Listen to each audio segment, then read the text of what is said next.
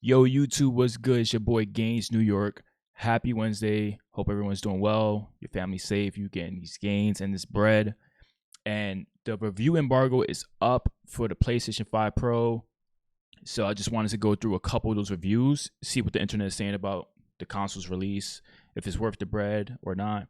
But before we get into that, make sure you like, subscribe, comment, tell everybody about the channel. I'm going to need you to tell your lawyer, your moms, your porters, everybody, because we out here. Now, a bunch of reviews have been coming out this morning for the PlayStation 5 Pro, and let's see what the internet is saying. Let's see what's going on here. This is Polygon's review. They're saying 2025's games will make or break the console. A mid-generation console that currently offers small glimpse of its potential. So I went through a couple of these earlier, and majority of them are saying it's a great mid-generation improvement over the PlayStation 5, but you will have to have certain things to get that full experience, which in this case, we're talking about a monitor that supports the PlayStation 5 Pro or a television that also supports it.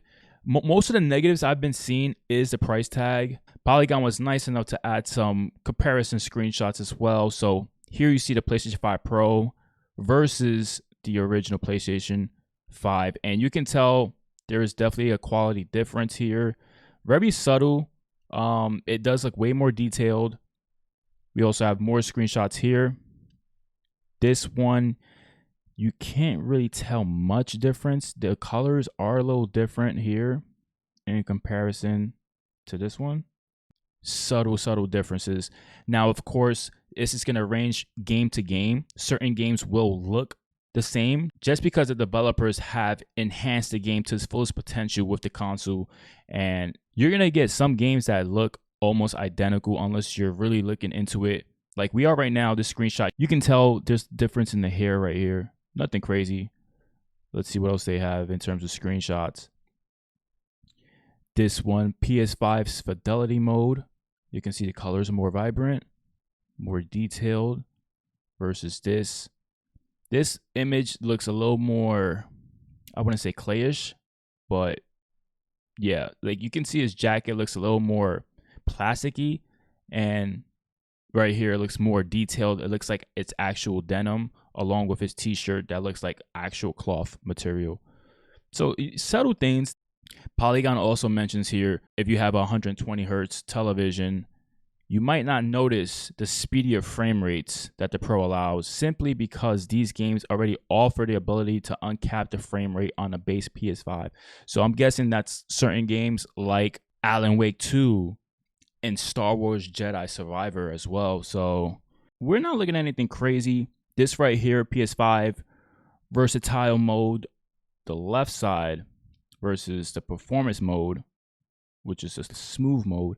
And yeah, this is, now if they had a comparison screenshot to the original PlayStation 5, you'll see a huge difference because that game is very blurry at times. So if you're comparing original PlayStation 5 version of Rebirth to this, you're gonna see a big difference. Let's see what else reviews are out. CNET saying best console graphics yet, but it doesn't come cheap. You know, this seems to be the trend here where people are saying that console is great, but the price tag doesn't justify it. The Verge made a great point that I looked at earlier. It says, find your favorite seat in front of your TV, then measure the distance between your head and the screen. Now measure your screen diagonally. Do you own a 65-inch or a 55-inch TV, the most popular sizes? Do you sit 10 feet away or more? Then no, the PlayStation 5 Pro is probably not worth the $700.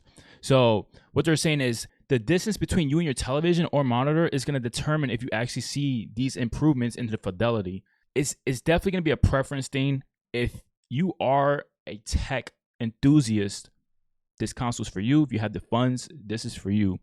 But if you're an everyday gamer, you have a PlayStation 5, you do not need this. You don't need this at all.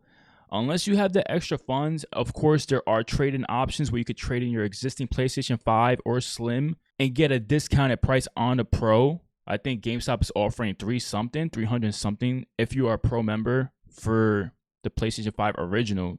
This is going around the internet. This is what you're going to see in terms of reviews. The good is a PS5 with mid-range PC graphic quality, fewer tough choices between fidelity and frame rate, which I think is great because a big thing this generation was having to choose between frame rate and fidelity.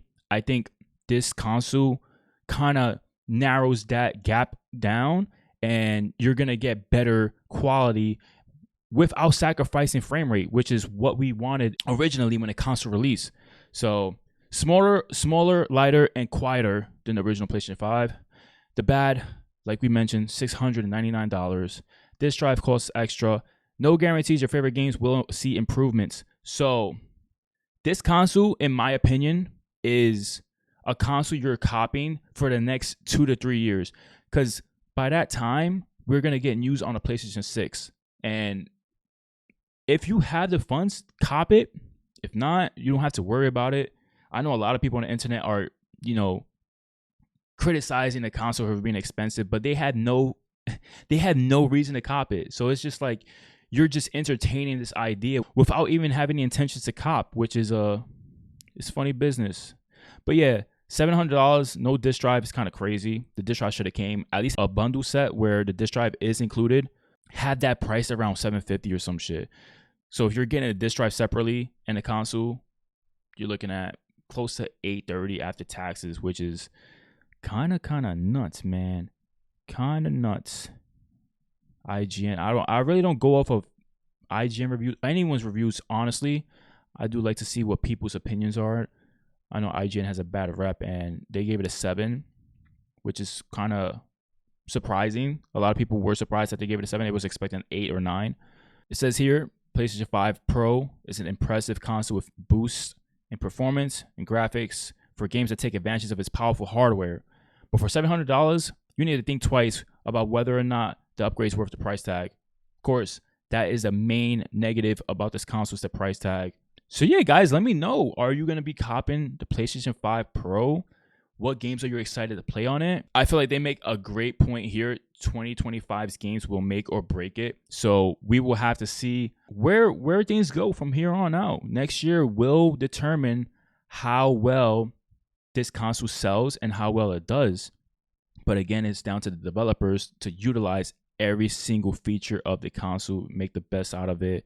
I think with GTA 6, Rockstar will be the perfect example of what this console can do. I know that's a year out from now, probably even more, because it might be delayed. But yeah, me personally, I will be copping a Pro sometime, but that's after trading in my existing PlayStation, because I'm not paying $700 for that shit. That's OD. Yeah, guys, if you're going through these reviews online, you're going to see the common ground where they're saying you are getting great fidelity, you're getting great frame rates, but at the same time, it's all dependent on the games you're playing and if those games are allowing. Yeah, guys, it honestly comes down to the developers and how to utilize the console and its features. You look at screenshots like this, you're going to see not many differences, honestly. The best way to see these differences is to buy the console. Make sure you have a high-end monitor or television that supports VRR and PSSR. From there, you'll be able to decide if this is for you or not. Definitely comment down below what your opinions are. If you want me to cover this topic even more, I'll go in depth with the conversation. Probably break down some review videos. It's your boy Gaines New York. Thank you so much for watching. Make sure you like, subscribe, comment. Appreciate all the love. Appreciate the patience. You guys are the best. Deuces.